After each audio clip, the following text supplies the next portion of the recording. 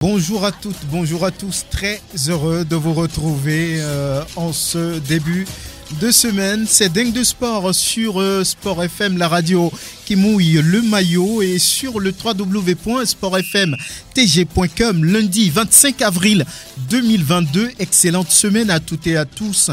Dingue de Sport évoque la Coupe de l'Indépendance. La finale a lieu ce mercredi à Kégué à partir de 16h. C'est un face-à-face entre ASCO et puis ASK. On en parle. Tournoi qualificatif des U20 Niger 2022. Un stage commence à Lomé ce 25 avril jusqu'au 5 mai 2022. On va analyser les championnats nationaux de football avec les reports récurrents. Comment peut-on l'expliquer? On en parle. Et puis les éperviers dames en route pour le Maroc 2022 ont encore perdu un match test. Nous en parlons et nous sommes proches, vous le savez, de la cession du Togo à la souveraineté international. On va en parler. Dingue de Sport invite Angelo Folico, Grégoire Atignon et puis Prosper Agboklou. Dingue de Sport mise en onde de Théo Ajavon. La vidéo, comme toujours, est assurée par Sir Fanelom et moi, je suis Franck Nounyama. Bonne arrivée. On va saluer nos invités. Angelo Folico, bonjour, bonne arrivée. Bonjour Franck, bonjour à tous ceux qui nous écoutent en ce moment. Grégoire Atignon, merci d'être en studio. Bonjour Franck et bonjour à tous les fidèles branchés. Angelo Folico, 62 ans après, que dire du sport togolais? Qu'est-ce qui vous fait sourire? La question revient toujours, Franck. La question revient toujours. On a du mal à décoller, on a du mal à pouvoir faire les choses dans les règles de l'art. On a beaucoup de mal à mettre en priorité les sports au Togo. La preuve, après 62 ans d'indépendance, le Togo n'a même pas de salle de sport ni de hall de sport capable d'abriter des compétitions internationales, que ce soit au niveau de hand, de basketball, de volleyball, de tennis et que sais-je encore. On a du mal à avoir des infrastructures de football que l'on clame tout haut et tout fort, le sport roi national, et dire qu'aujourd'hui le stade de Kéguémé est entre guillemets sur une liste noire des enceintes qui ne sont pas homologuées par la Confédération africaine de football ou encore la FIFA. On a du mal également à mettre en vitrine nos athlètes, histoire de leur donner beaucoup plus de compétition, d'abord au plan domestique et surtout au niveau sous-régional. Si on veut aller même au niveau des Jeux Olympiques et autres, c'est encore la pire situation. On a du mal à payer nos encadreurs, à leur offrir des stages de perfectionnement comme il se doit pour que demain, on puisse avoir des athlètes rompus à la tâche et glaner des médailles. Tout ceci, franchement, quand on le prend, c'est compliqué. Et même les journalistes sportifs, oui, on tire le diable par la queue, on le sait très bien depuis plusieurs années. On fait ce travail par passion, mais dites-moi aujourd'hui, est-ce que c'est la passion qui va amener du pain dans votre assiette et vous prendre soin de vos enfants? Jamais. Non, ce n'est pas ça. Et tout ça pris ensemble, c'est compliqué de se dire aujourd'hui que les sports au Togo vont bien. Ce n'est pas du tout une priorité pour les gouvernants. Oui, nous saluons l'effort de l'actuel ministre des Sports, Dr Lidi Bessikama, et tout son collège de collaborateurs qui font le nécessaire qu'il faut. Mais on a l'impression que le travail, il est vaste, le chantier, il est immense. C'est compliqué de tout de suite voir les fruits. Oui, il faut commencer quelque part. Oui, elle a déjà commencé, mais vivement qu'on puisse arriver un jour à permettre à ce que ce sport devienne professionnel et que l'on puisse vivre de ce sport-là. Oui, le sport au Togo, c'est pas encore ça. Si on fait la conclusion ou bien une analyse, on veut sortir une idée générale de ce que vous venez de dire. Ça veut dire qu'il y a du travail à faire. Grégoire Atignon, vous voyez autre chose? Je ne vois pas autre chose. Tout d'abord, sur le plan général, dites-moi sincèrement, au Togo, qu'est-ce qui marche? Rien ne marche. Je dis bien sur le plan général. Et quand on prend d'ailleurs le sport, ce n'est pas la priorité des politiques, ce n'est pas la priorité des autorités, parce que ça fait très longtemps, 62 ans que le Togo est indépendant, et depuis 62 ans aujourd'hui, est-ce qu'on s'intéresse véritablement à ce sport-là? Parce qu'on parle à chaque fois, on clame haut et fort qu'on est là pour la jeunesse, pour quand même permettre à cette jeunesse-là d'évoluer, de développer donc ce qu'elle connaît, mais jusque-là, on n'arrive pas à mettre en pratique ce que cette jeunesse-là veut, c'est-à-dire le sport. Angelo a listé beaucoup de choses, il n'y a pas d'infrastructure, mais dites-moi, quand est-ce que le Togo a organisé une grande compétition, que ce soit en football, en basket ou encore dans dans d'autres disciplines. Non, le Togo n'est jamais arrivé à organiser ce genre de compétition parce qu'il n'y a pas d'infrastructure. Et dites, il y a combien de stades au Togo? Aujourd'hui, le Togo, la seule fois, ou une seule fois que le Togo a organisé une compétition, c'était la CAN des cadets, disputée au stade de Kégué. C'était le seul stade qui a abrité tous les matchs. Aujourd'hui, le Togo est incapable d'accueillir un championnat d'Afrique des moins de 20 ans parce qu'on n'a pas de stade. On ne peut pas organiser cette compétition-là. On n'a pas d'infrastructure. Donc, je me dis que ce n'est pas la priorité pour les autorités. Et donc, aujourd'hui, le sport togolais est toujours donc, à léthargie. Il n'y a rien de match depuis 1972 que le Togo s'est qualifié pour une première fois à une Coupe d'Afrique des Nations. Le Togo n'est allé qu'une seule fois en quart de finale de cette compétition-là. Le Togo a participé à une seule Coupe du Monde depuis 1960. Le Togo a participé à une seule fois à la Coupe du Monde. Avec quelle prestation également? Et aujourd'hui, quel est le niveau de nos équipes nationales? Quel est le niveau de toutes les disciplines sportives au Togo? Donc, je me dis que rien ne marche en ce qui concerne le sport. Et 62 ans, oui, le Togo a 62 ans, mais il n'y a rien, quoi. Prosper Agbouklou, bonjour, bonne arrivée. Merci à vous tous. Tout va bien? Ah, que voulez-vous? Ouais, le 62e anniversaire, c'est, on va dire, dans quelques heures. Oui, quand on évoque le sport, 62 ans après l'indépendance, quel est le cliché que vous faites? On est dans l'expectative. On attend de voir ce que les années à venir, les années futures nous donneront. Je crois que donc sur les années passées, il n'y a rien à évoquer. Je crois que rien à dire. Les uns et les autres ont déjà peint le tableau tel qu'il se présente. Si nous avons tous vécu le même événement, le même Togo, nous avons tous été inspirés par la même discipline, c'est-à-dire le sport. Je crois que tout ce que les uns et les autres ont dit, je ne dirais pas le contraire. Je n'ai pas vu autre chose que on a tous vécu les choses ainsi. Ce qui s'est passé avant nous, on l'a appris en 69. On nous a appris que l'Étoile filante a joué une finale de Coupe d'Afrique des champions. Ouais. Bon, nous, on n'avait pas assisté à cela. Même si on était très, très petits, on ne pouvait pas apprécier. En 1972, on n'a pas vu le Togo participer à la CAN en tant que la première CAN. La première CAN. Bon, on nous a parlé d'un certain nombre de choses auxquelles nous n'avons pas trop assisté, mais l'histoire étant ce qu'elle est, on l'a conçu. Maintenant, ce qu'on a vu, ce à quoi nous aussi nous avons participé ou bien regardé, apprécié, sur l'ensemble, c'est un gros rien. Il faut le dire ainsi, parce que il faut faire le bilan comparatif. À un niveau donné, de voir là où on est arrivé par rapport aux autres. Voilà. Donc, si vous arrivez au Cameroun maintenant, ils vous diront, après 60 ans, après 1960 ans, oui, d'indépendance, ils ont gagné 4 Coupes d'Afrique des Nations, ils ont participé à 8 Coupes du Monde, ils ont fait tel, ils ont été donc... le Togo a participé à une Coupe du Monde, à tous les niveaux, au niveau junior, au niveau des cadets, au niveau des seniors. Ce n'est pas bon? Non, ce n'est pas la seule fois qu'on l'a organisé qu'on a été. C'est que ça a été répété. Nous avons été à la Coupe du Monde, la première fois avec le Ghana et la Côte d'Ivoire en 2006. Eux, ils ont multiplié. Le Ghana est encore sur le chemin. Et nous, donc je crois quand même, on n'a pas de référence en matière de sport.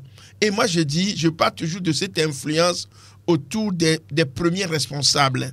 Qui peut influer et qui peut leur donner la latitude d'investir dans le domaine sportif, sur tous les plans. Ce n'est pas seulement footballistique. On parle du bon niveau du basket à l'époque, mais où en est-on? On parle de volleyball. On nous disait qu'avant, les pays de la sous-région ne tenaient pas devant nous. Mais aujourd'hui, ils ont tous des rôles de sport. Et nous, on a quoi? Pas de rôle de sport. Très bien. Ça se comprend, oui. On va mettre une pause et on va pouvoir continuer. Ce qui veut dire que 62 ans après les indépendances, le Togo a du pain sur la planche au niveau sport. Voilà. On va revenir sur le sujet forcément. Maintenant, on parle de la sélection des dames qui est en route pour Maroc 2022. La compétition, la première CAN du Togo, c'est du 2 au 23 juillet prochain dans le royaume chérifien. Le Togo s'apprête. Des matchs tests ont été organisés lors du dernier stage qui a été organisé. Forcément, 2 défaites face à des équipes masculines. Nous allons pouvoir écouter la sélectionneur Tometi Kayi. Je dirais que le bilan est positif parce que les filles ont beaucoup bossé. Physiquement, nous avons travaillé l'endurance. En grande partie, on a travaillé quelques éléments techniques. Les filles ont été très volontaires, elles sont motivées et elles ont accepté à endurer la fatigue, ce qui promet. Donc, nous avons fait 2 matchs au cours du stage. Un premier match avec le Centre Swallows, les garçons U20. On a tiré des leçons par rapport au comportement tactique et technique des filles. On l'a corrigé durant 3 jours. On a refait un match contre l'équipe TCR, mais il y a eu beaucoup de progrès au niveau du comportement défensif et offensif des filles. Donc si nous multiplions les stages et que nous travaillons avec les mêmes intentions, le même envie d'aller de l'avant, nous pensons que nous allons faire de meilleures choses à la CAN. On doit savoir qu'on a du pain sur la planche, qu'on doit retravailler pour pouvoir renouer avec la victoire. Nous avons laissé un programme à la fédération, on attend la validation, mais probablement le 8 mai, nous devons reprendre un stage encore. Et voilà, probablement le 8 mai, les filles doivent encore commencer un autre stage. Elle a parlé de bilan positif, beaucoup de travail. Les filles ont été volontaires, un travail qui promet, a-t-elle dit, progrès dans le comportement offensif et puis défensif. Angelo Folico, qu'est-ce qu'on peut rechercher en jouant des matchs amicaux, des matchs tests contre des équipes masculines? L'idéal serait de voir les éperviers dames disputer des matchs amicaux avec justement leur homologue de sexe féminin, histoire de mieux se jauger, parce qu'on sait très bien qu'à ce niveau, le pédigré physique, endurance et tout, c'est presque équitable. Mais au même moment, on peut tirer de bonnes leçons, à savoir par exemple l'endurance dont elle parlait tout à l'heure. Donc les jeunes garçons sûrement vous font beaucoup courir par rapport aux dames. Donc à ce niveau-là, peut-être la célérité dans le jeu, le placement, le replacement des joueuses sur le terrain est un aspect prépondérant pour elle. Autre aspect dont elle a parlé, les éléments techniques, parce que n'oublions pas qu'en football, il suffit pas seulement de donner le ballon à votre partenaire et puis rester là. Tout est question de mouvement, tout est question également d'intelligence dans le jeu, et j'espère simplement qu'elle a pu tirer ces expériences-là de ce genre de rencontres. Toujours est-il que Tometi Kayi, c'est une dame qui n'a pas souvent la langue de bois. Elle reconnaît parfois dans certains matchs, avec sa sélection, qu'il y a des failles ici, il y a des failles par là, et donc elle prend le temps de pouvoir corriger ça. 2 matchs, c'est bon, mais je pense que c'est encore mieux si on arrive à multiplier, parce que n'oublions pas que les autres sélections, notamment celle du Maroc, que moi je suis de très très près, parce que c'est une sélection qui va accueillir la compétition, mais elle multiplie. Au moins, chaque semaine, elle joue des matchs, au moins chaque semaine. Et voilà, ça veut dire qu'on est tellement ambitieux de ce côté-là. Et si, par exemple, on a déposé un programme sur la table de la fédération, ça montre à suffisance qu'on veut également faire quelque chose maintenant. Il faudrait que la fédération aussi, oui, avec cette ambition, cette qualification historique-là, de mettre les moyens qu'il faut. On est souvent réticents à accompagner ce genre de programme, et pourtant on veut des résultats.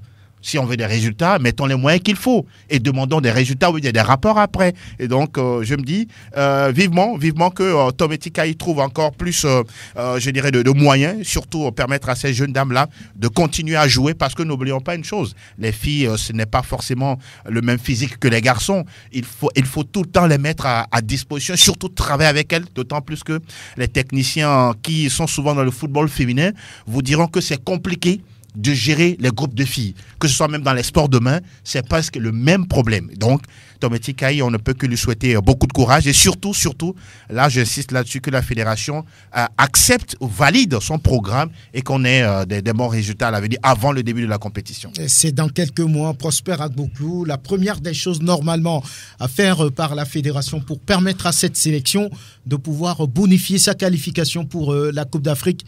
c'est le championnat. Il n'y a pas de championnat depuis un bon bout de temps. On l'a annoncé, on l'a toujours reporté. Mais bon, qu'est-ce qui va être fait? On parle de début mai, on parle. Oui, on parle de début mai. Bon, souhaitons à ce que jusqu'à ce qu'on en arrive là, le problème Connect FIFA soit réglé et que toutes les filles, puisque c'est les fondamentaux sur lesquels se base-t-on cette année pour pouvoir organiser la compétition. Souhaitons que cela soit fait ainsi pour que les filles entrent donc en compétition. Aux dernières nouvelles, il semble que c'est 8 équipes qui sont prêtes. Mais il faut aller à la compétition. Il faut aller. Même s'il faut jouer le championnat en aller-retour, c'est déjà une bonne chose. On peut jouer pour multiplier les matchs. Comme ça, on va gagner en automatisme. Maintenant, moi, je parle également que, Angelo l'a dit tout à l'heure, en football, il ne suffit pas tout simplement de donner le ballon à son adversaire et de rester là. Il faut se déplacer, c'est du mouvement. Ce mouvement-là doit aussi, cet aspect-là doit être aussi bien maîtrisé par l'encadrement technique. Il faut qu'on donne aussi comme on appelle, l'opportunité à l'encadrement technique d'être encore plus qu'on appelle compétent. Parce que ce n'est pas un championnat national, c'est une Coupe d'Afrique où on aura le gratin des entraîneurs internationaux qui viendront avec leur magie, leur stratégie et qui savent lire le fond de jeu de l'adversaire. Il va falloir que chez nous aussi les techniciens aient je dirais cette capacité-là d'être sur le banc et de comprendre ce qui se passe de l'autre côté. Donc moi je dis, je ne mets pas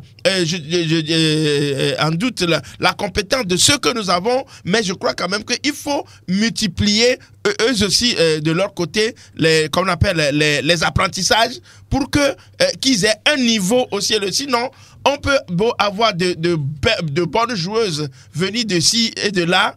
Quand l'encadrement technique n'est pas également aussi au niveau de la compétition, c'est grave. Donc, je crois quand même qu'il y a beaucoup de boulot à faire. Le championnat doit être joué. Les répétitions permanentes pour les joueuses, ça doit être fait. L'encadrement technique aussi doit être mis au niveau donc, de la compétition pour qu'on puisse réussir quelque chose là-bas au Maroc. Voilà, Grégoire Attignon. Ce que Prosper dit est très important. Juste ajouter que le niveau des outils, parce que n'oublions pas que le football aujourd'hui, il est tellement devenu moderne et exigeant. Le matériel de travail, quoi qu'on dise, c'est quelque chose de très très fondamental. N'oublions pas que les sélections qu'on a l'habitude de voir, de citer sur les papiers, Nigeria, Cameroun, Sénégal, Afrique du Sud, merci, ou soit encore le Maroc, mais les fédérations à leur niveau mettent les moyens qu'il faut pour avoir des résultats. Et pour terminer, le tirage au sort, c'est aujourd'hui, Franck Lougnama. Le tirage au sort, c'est tout à l'heure. Donc même. On saura justement les adversaires du Togo. Du Togo, oui. Grégoire Attignon, est-ce que les choses sont faites dans le norme pour permettre à cette sélection d'aller défendre les couleurs du Togo? Oui, je crois que, au fait, le staff a essayé de faire un programme. Et ce programme-là, discuté justement avec la fédération, raison pour laquelle il y a eu ce premier regroupement de ce stage qui vient donc de prendre fin. Maintenant, il va falloir accélérer un tout petit peu les choses parce que la compétition, c'est en juillet. Et quand on dit que cette compétition, c'est en juillet, ce qui veut dire qu'il reste encore quelques jours pour essayer de mettre en place une équipe digne de ce nom. Oui, c'est vrai, on a réussi à se qualifier après donc ces 3 matchs-là disputés face à Sao Tomé puis face au Gabon. Maintenant, ceux qui seront à la phase finale ne seront pas, ce n'est ni le Gabon ni Sao Tomé. Oui. C'est des équipes qui sont supérieures à ces équipes-là que nous allons affronter. Donc au Maroc, il va falloir véritablement que les stages soient à ce niveau-là. C'est-à-dire que nous allons affronter soit le Nigeria, soit le Maroc, soit le Sénégal ou l'Afrique du Sud, la Zambie, le Botswana. Donc, ce qui veut dire que la préparation, les stages doivent être à ce niveau-là. Il faut quitter cette histoire de cette étape de stage avec des matchs amicaux avec les clubs masculins ici. Il faut maintenant chercher des équipes. Vous n'êtes pas d'accord avec ça? Moi, je ne suis pas tellement pour. C'est vrai que ça permet au staff de voir le comportement, de voir le niveau de ces joueuses-là, mais il va falloir maintenant disputer des matchs amicaux avec des équipes supérieures. C'est-à-dire, il y a le Ghana à côté qui ne sera pas à la Coupe d'Afrique des Nations. Négocier un match amical avec le Ghana, négocier un match amical avec le Bénin, jouer face à la Côte d'Ivoire. Même le Burkina Faso. Le Burkina, c'est à partir de ces matchs-là que les filles filles sauront si vraiment elles sont prêtes, si elles sont capables de participer à cette Coupe d'Afrique des Nations. Certes, on a la qualification, mais il va falloir quand même permettre à cette équipe-là de mieux se préparer. Oui, aujourd'hui, il y a ces stages, mais il va falloir mieux le faire parce que sur le plan physique, il faut le faire, mais également le niveau mental. Il faut également ça. Et puis, surtout, motiver ces joueuses-là. Nous parlons des filles. Et il faut véritablement motiver ces filles-là à bien participer à cette Coupe d'Afrique des Nations. Oui, si vous le permettez, oui, très rapidement. Oui. Moi, je crois que je rejoins Grégoire sur le côté. Moi, les matchs avec les garçons, vous savez, les mentalités, la femme se croit toujours inférieure à l'homme. Et quand ce n'est pas les mêmes sensations. Vous avez les mêmes sensations, vous voyez à peu près. Et quand l'homme se trouve devant la femme dans cette condition, il se montre encore un peu plus au niveau élevé, il relève un peu. Donc, je crois qu'il faut cesser ces genres et jouer contre les garçons parce que les clubs féminins et masculins. La dernière fois, moi j'étais au stade, j'ai vu comment est-ce que les filles ont presté. Ça a été un peu pour moi scandaleux. Ça dit que la façon dont les garçons arrivaient, même les tout petits, parce qu'ils savent que ce sont des filles. Et ils voulaient prouver quelque chose. Voilà, c'est ça. Et les filles se débattaient tellement que moi j'avais pitié d'elles. On leur a mis 6 buts. Sur les 2 matchs, ça fait 10 buts. Voilà, donc je crois quand même qu'il faut cesser ça. Il faut changer. Les filles jouer avec les équipes féminines. Comme ça, on garde l'état d'esprit. Les filles se retrouvent entre elles et après, elles jouent entre elles. Ça donne de la cordialité. Donc il faut cesser ça. Et voilà, donc on verra les adversaires du Togo parmi le Botswana qui est à sa première participation, le Burundi aussi, le Burkina également à sa première participation, le Sénégal, je crois que ça fait la deuxième fois, 2012, et puis voilà, cette année, Tunisie 2008, 2022, Ouganda 2022, Maroc, c'est le pays organisateur 98, 2000, et puis cette année, la Zambie, ça fait la troisième fois, 2014, 2018, 2022, Cameroun, autant de fois, ça fait 12 fois sur 12, le Nigeria, on n'en parle même pas, c'est les super Falcons, les super favorites de cette compétition, et puis l'Afrique du Sud également, les Banyana. Voilà un peu ce qu'on peut dire par rapport à cette sélection féminine. Et voilà, on va parler de la sélection des U20, les juniors dirigés par Mensa Ametokodo, qui veut qualifier pour la première fois le Togo pour la phase finale de la CAN de la catégorie. Pour le faire, il va falloir passer par le Niger, Grégoire Attignon. Oui, il va falloir passer par le Niger et le Togo. Après le tirage au sort, donc, se retrouve dans la poule A, justement aux côtés donc, du Niger, de la Côte d'Ivoire et du Bénin. Le premier match des éperviers U20 dans ce tournoi, c'est le 7 mai, face justement aux écureuils juniors du Bénin. Et donc, oui, on a quand même cette envie-là de se qualifier. Vous savez, le Togo n'est jamais qualifié pour la phase finale de la Coupe d'Afrique des Nations des moins de 20 ans. Certes, on a participé au mondial de Chili, mais il n'y avait pas eu les éliminatoires ou bien la phase finale de la compétition avant. Et donc, aujourd'hui, on a quand même cette envie-là. Il y a quand même Messan King Ametokoro qui est là avec son équipe. On a vu les joueurs qu'il a convoqués. La majorité, ce sont ceux-là qui étaient au dernier regroupement. Maintenant, il y a ceux-là qui arrivent de l'extérieur, Karim Derman, Dovlo Enzo ou encore d'autres joueurs qui sont appelés, Doké Josué, qui sont donc appelés maintenant pour appuyer cette équipe-là. On verra véritablement ce que ça va donner.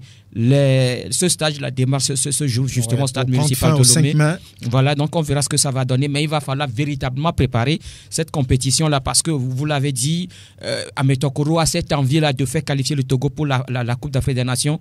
Mais la qualification ne se joue pas dans la bouche, c'est sur le terrain. Il va falloir véritablement se préparer. Il va falloir que l'État mette les moyens à la disposition de cette sélection-là, que la fédération accompagne vivement cette sélection-là, afin que ce stage-là se passe dans de bonnes conditions et que le Togo fasse une bonne participation au tournoi du Niger. Voilà, Angelo Folico, oui. Le défi, c'est de pouvoir qualifier le Togo pour une première Coupe d'Afrique des Nations des moins de 20 ans. C'est le défi d'Ametokodo Mensa. Il a parlé d'un bon groupe, mais il y a du travail à faire. Aujourd'hui, qu'est-ce qu'on peut espérer ? Je veux rester optimiste. Optimiste d'abord par rapport aux moult déclarations de Messa Metokodokin qu'on a souvent eu l'occasion d'interviewer. Il est focus sur d'abord cette compétition, la première fenêtre à Niamey, et surtout arriver à sortir premier de la poule et se qualifier pour la CAN de manière historique. Et donc je sens aux entraînements en tout cas que j'ai suivis sous sa coupole qu'il transmet quelque chose aux jeunes. Mais n'oublions pas que la transmission ne sera pas forcément totale et assimilée par tous. Il y en a d'autres qui, certes, sur le terrain seront très assidus, méticuleux. Il y en a d'autres, excusez-moi, qui ont souvent un peu la tête en l'air ou doivent même, des fois même je les trouve peut-être en U20, ils se disent déjà des stars et c'est compliqué de pouvoir les redresser. Oui, c'est des choses qui existent. Oui. Quand on vous dit que vous êtes le meilleur du groupe, on pique la grosse tête. Oui, dans le quartier où c'est vous la star. Dans le quartier, c'est vous. Et dans la maison, mais personne ne vous parle. Parce que vous êtes devenu, voilà. Avec des coiffures. Vous avez tout dit, Prosper Agboklou. Et j'espère simplement que ce stage-là va être fait de façon consciencieuse. C'est-à-dire que les enfants aujourd'hui doivent se mettre dans la tête qu'ils sont en train d'aller à une mission et ils ont le droit de réussir à cette mission-là. Au-delà de ça, on croise les doigts également qu'il n'y ait pas des cadres, entre guillemets, qui peuvent être blessés. Parce que si jamais, voilà, il y a des joueurs, entre guillemets, pionniers qui se blessent, c'est compliqué de pouvoir trouver un plan B rapidement pour pouvoir les remplacer. Et puis terminer en disant, oui, la question de moyens revient toujours. La motivation, elle est toujours là. Il faudrait que les éperviers, lors de leur déplacement, se déplacent dans de meilleures conditions, pas par la route ou voilà, à 1 ou 2 jours de la compétition, ils sont pas toujours arrivés. Je pense que on doit dépasser cette étape-là d'organisation des matchs, que ce soit à tous les niveaux des sélections au Togo, et ça permettra en tout cas aux enfants de donner le meilleur d'eux-mêmes. Voilà, pour passer à cette Coupe d'Afrique des Nations, tant recherchée par le Togo, le groupe Grégoire l'a dit, il faut passer par le Niger, la Côte d'Ivoire et puis le Bénin. Voilà, il faut terminer premier de ce groupe A et la compétition c'est du 7 au 20 mai prochain. C'est pour bientôt. Il n'y a plus très vite, beaucoup de temps, donc il va falloir y aller. Oui, c'est dans une semaine. Il va falloir être plus fort que la Côte d'Ivoire, le Niger et puis le Bénin. Voilà ce qu'on peut dire. Prosper, un mot là-dessus? Non, je crois que on est devant le fait accompli. Ouais.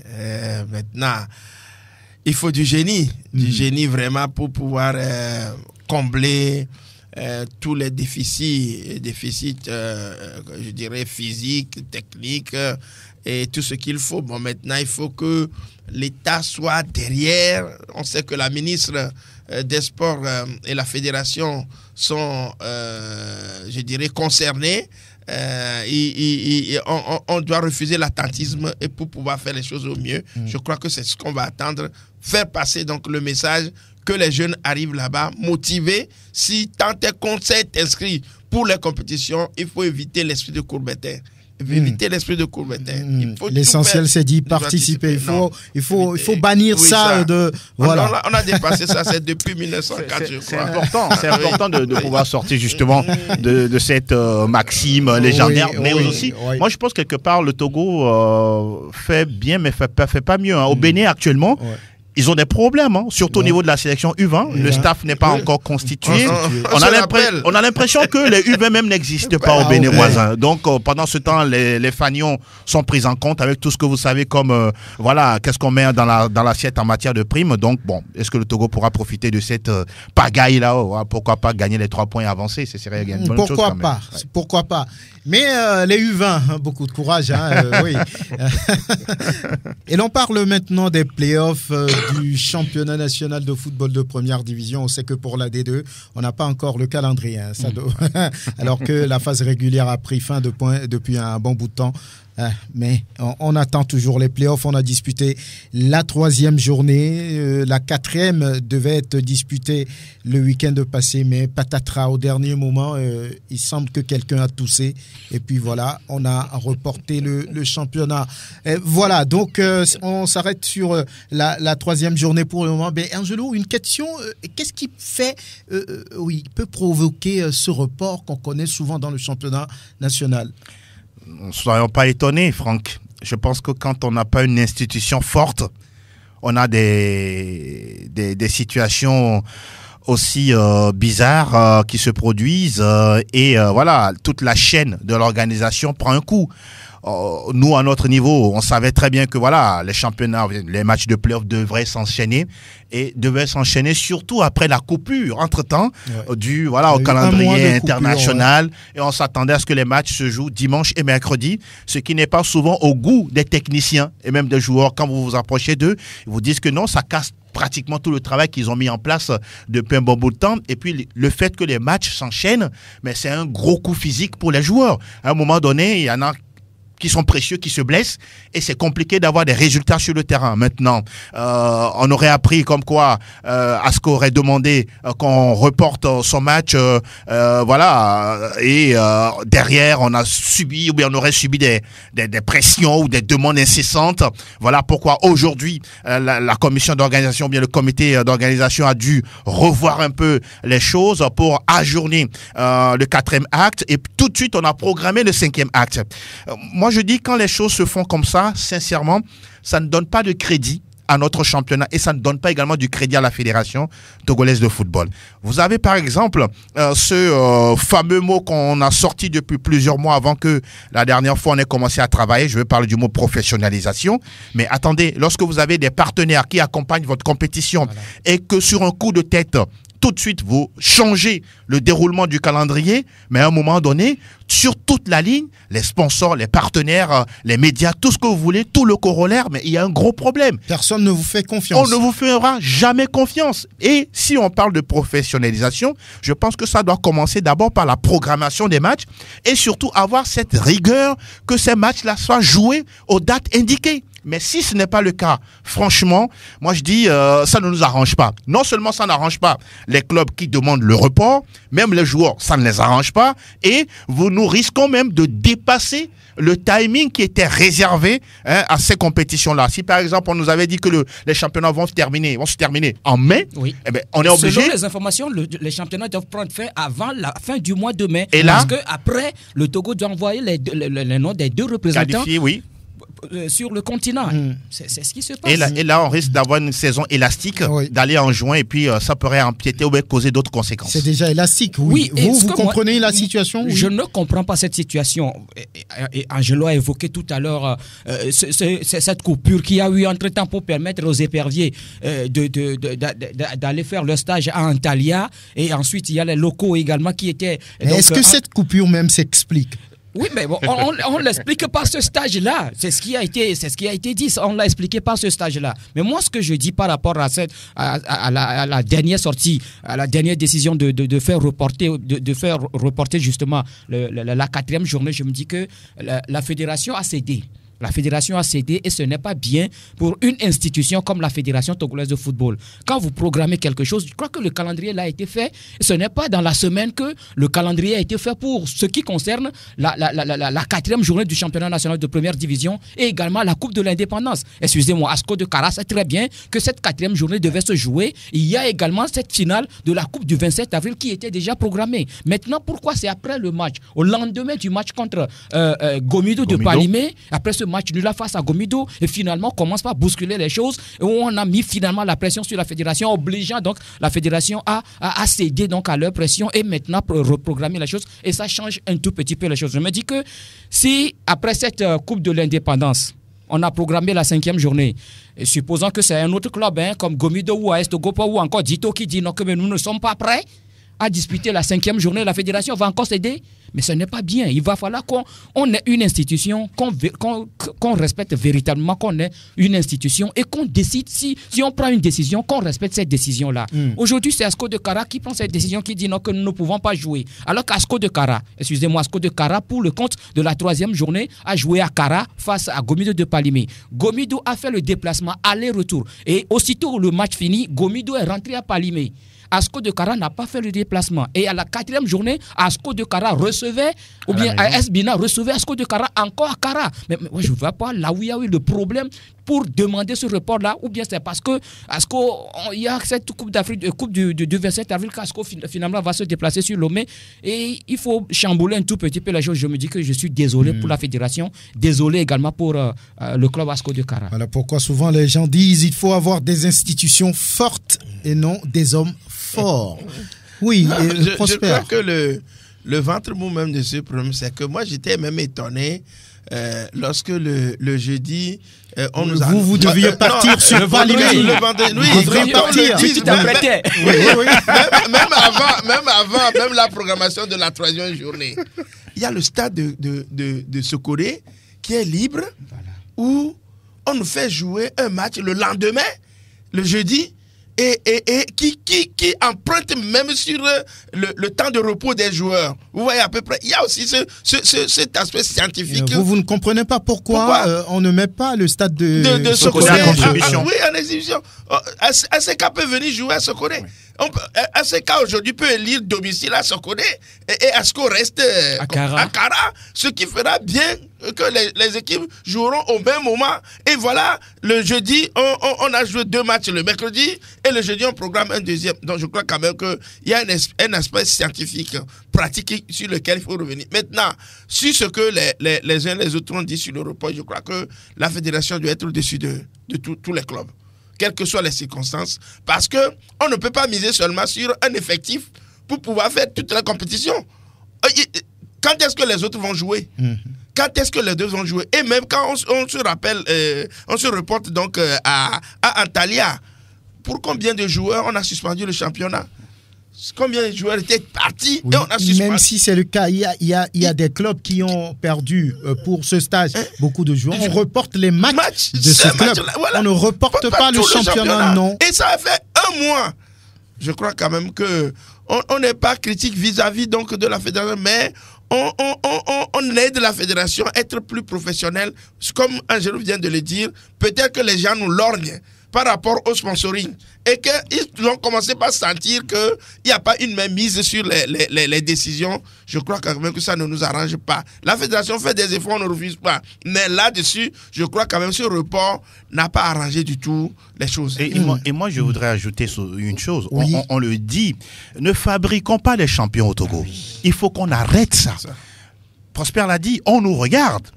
À un moment donné, on reconnaît qu'au Togo, il y a eu des successions de crises au sein de la Fédération togolaise de football. Voilà pourquoi à un moment donné, les sponsors, les partenaires se sont retirés pour ne plus mettre 1 franc dans notre football. Mais aujourd'hui, on se rend compte que l'image est en train un tout petit peu d'être mieux policier. Et là, regardez les décisions qui sortent parce que tel a demandé ceci en sa faveur. Ne fabriquons pas les champions. Sincèrement parlant, si on continue comme ça, le football togolais que l'on clame, je dis bien que l'on clame football, bien sport roi national, sera totalement à terre. Voilà, on sera à la 4e journée, la 5e journée, j'allais dire, puisque la 4e est repoussée sur le 4 mai. Et pour ce match-là, on aura encore 2 matchs le samedi pour cette journée, 2 matchs samedi et puis un autre le dimanche. Voilà, il y a seulement 3 matchs. Beaucoup disent que on pouvait jouer tous les 3 matchs sur le même jour et mettre à contribution le stade de l'avantage de terrain. Voilà, donc après tout, ce n'est pas l'avantage de terrain qui compte. C'est la pratique du jeu.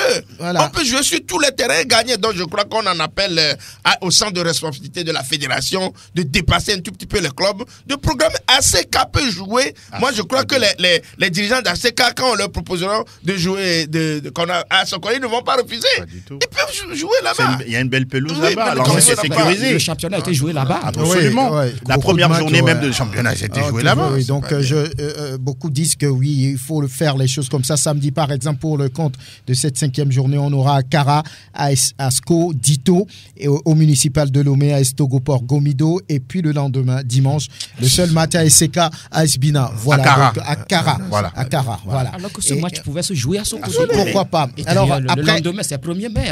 Après 3 journées de compétition pour le compte de cette phase finale de la D1 nationale de football, on voit que Asco et la Esbina sont en tête. Les 2 clubs n'ont pas encore perdu, 2 victoires, 1 match nul.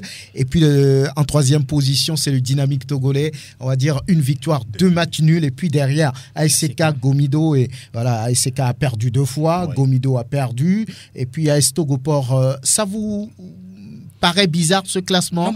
En tête, Asco, la surprise, Dito, c'est bien sûr l'Esbina. La surprise, c'est cette équipe de l'Esbina. Moi, j'ai vu cette équipe-là mercredi dernier. C'est depuis le début de cette saison. C'est la première fois que je découvre cette équipe-là. Mais oui, quand vous voyez un peu cette équipe, oui, elle est là. Elle a quand même un objectif. Oui, quand vous posez la question donc au staff ou encore aux joueurs, l'objectif de l'AS Bina, c'est quoi? En fait, nous sommes là pour jouer le championnat, nous jouons, donc on évolue, quoi. Et c'est ce qui se fait. La dernière fois face à Dito, c'est une équipe qui s'était bien comportée également sur le terrain. On a su que cette équipe était là, soit pour gagner ou bien repartir avec un point. Et c'est ce que Wajan Antam et ses joueurs ont fait. Et quand vous prenez cette équipe, il y a certains joueurs qui impressionnent. Le Dossa 7 de cette équipe, Klougan Marius, un très bon joueur. Ancien joueur de Gomido. Voilà, l'attaquant véloce de cette formation, Tafa Riliwan, un puissant attaquant d'ailleurs, quand vous le voyez avec sa morphologie. Et puis d'autres joueurs, quand il y a d'autres qui sont sur le banc, mais quand ils rentrent, on voit également leur comportement. Cette équipe a dérangé le Dynamique togolais la dernière fois. Ça fait que Dito n'a pas tellement produit son jeu, le jeu que Dito a l'habitude de faire. Dito n'a pas pu faire ce jeu-là parce qu'il y a quand même un dispositif en place qui a dérangé les robots rouges. Donc, c'est un peu la surprise de cette première partie de ces playoffs-là. Maintenant, Asko de Karaoui qui a aussi été bousculé la dernière fois par Gomido et finalement qui s'en est sorti avec ce point, ce nul-là. Je crois que c'est bon pour les jaunes et noirs. Asko, son objectif, on le sait, c'est d'aligner un troisième titre de champion. Un troisième titre consécutif et donc de se retrouver une fois encore sur le continent. On sait que pour Asko, c'est ça. Maintenant, c'est la surprise, c'est bien cette équipe de l'AS Bina. Dito, oui, il y a eu un petit relâchement, ça, il faut également le dire, parce que tel que Dito a commencé ses playoffs-là, je ne sais pas si c'est avec la coupure qui a fait que Dito, finalement, ne se retrouve plus. Le nul face à Dito.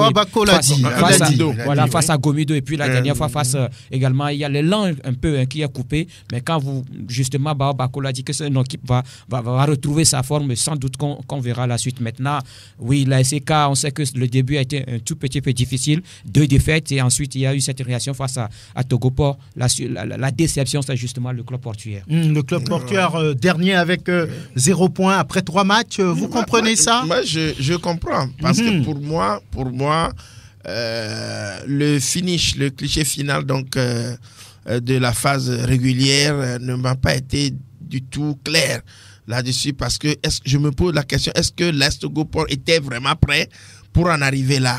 La question est là. Maintenant, vous allez voir que l'équipe n'a plus son âme. Je l'ai vu jouer contre l'AS Bina. L'âme, oui. C'est quoi? C'est qui? C'est-à-dire que l'ossature autour duquel se forme donc l'espoir de cette équipe, pour moi, reste les mêmes joueurs. Bon, Akakpo Kwadjo qui ne marque plus, les autres qui restent. Je ne vois pas une équipe très disciplinée. Là-dessus, je crois quand même que ça aurait été mieux peut-être que les joueurs qui ont demandé qu'on fasse revenir l'entraîneur Brahima Traoré, mais pourquoi ils ne jouent pas? Ils sont là, ils sont toujours là, on les voit sur le terrain se déplacer. Bon, voilà, c'est ça. Les réalités auxquelles nous assistons au Togo, c'est ça si nous voulons que notre football aille de l'avant. Donc pour moi, le flop vraiment de ce début du championnat, et je pensais même que si il y avait une quatrième journée, allais-je dire, contre Dito la dernière fois, la façon dont Dito s'est préparé, moi j'étais parti voir leur entraînement, je dis que Dito ne va pas rater le coup. Peut-être que c'est une aubaine pour l'Ast Goport de mieux se requinquer et de jouer mieux la 5e journée. Sinon, ce n'est pas du tout bon. Maintenant, Grégoire l'a déjà dit, Aspina, c'est une équipe qui joue sans pression. Elle sait qu'on ne l'attendait pas là-bas et elle fait son jeu. Asko et autres. Donc, Gomido doit se battre également pour y arriver. Donc, pour moi, aujourd'hui, Dito reste quand même dans l'antichambre de ces deux équipes-là. Gomido viendra également se faire marquer des pas, mais je crois quand même que à partir de la 5e journée, il y aura quand même une chassée croisée. Le mano à mano se dégagera mieux. Très bien, oui, Angelo Foliko, vos analyses dans la première partie du tableau. On voit Asko et AS Bina avec le même nombre de points, 7. Dito suit en 3e position, 5 points. Asko 4e, 3 points. ASK, j'allais dire, 3e, 4e, 3 points. 5e, Gomido, 2 petits points. Et puis AS Togoport, on ne comprend pas, 0 points sur 9. Moi, je ne suis pas surpris. Je ne suis pas surpris. J'ai eu l'occasion de voir l'AS Togoport plusieurs journées, avec même la fenêtre des playoffs. Je pense que c'est l'équipe qui a eu de la baraka à se qualifier, parce que l'entente n'était pas loin de pouvoir vraiment arracher ce ticket. Et on s'est demandé, est-ce que cette équipe-là arrive en playoff avec un crédit de confiance? Ce n'est pas le cas. Oui. Prosper parlait tout à l'heure de la pauvreté offensive de cette équipe, incarnée par Akako Kwadjo. Ça ne va pas. Issam Tchadjobo, c'est la même chose. Ça même Moussa Bilal, le capitaine, moi, je ne le sens pas dans le jeu. Raison pour laquelle il n'est plus appelé en équipe nationale. Vous comprenez cela? Donc, quelque part...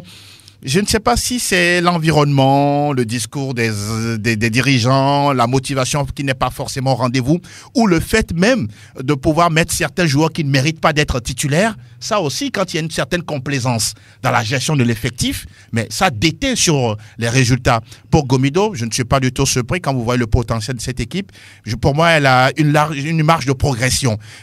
Pour la SBINA, je suis un peu déçu par rapport à tout ce qu'on a dit sur cette équipe-là. La dernière fois face à Dito, moi j'avais une équipe qui était tactiquement certes en place, mais dans le jeu, ça n'accélérait pas. Dans le jeu, ça manque un peu de jugeote, ça manque un peu d'audace, même si oui, vous prenez un joueur comme Koumaï Yorkila qui est capable de faire une frappe de 20-25 mètres, c'est intéressant, mais Tafa doit beaucoup plus peaufiner son jeu. Je reconnais qu'il a un bon physique, mais voilà, avec tout ce qu'il fait comme travail devant, s'il est beaucoup plus efficace, face à Dito la dernière fois, il a effacé 2 joueurs dans la surface de réparation, seul face au cadre. Il a raté le but.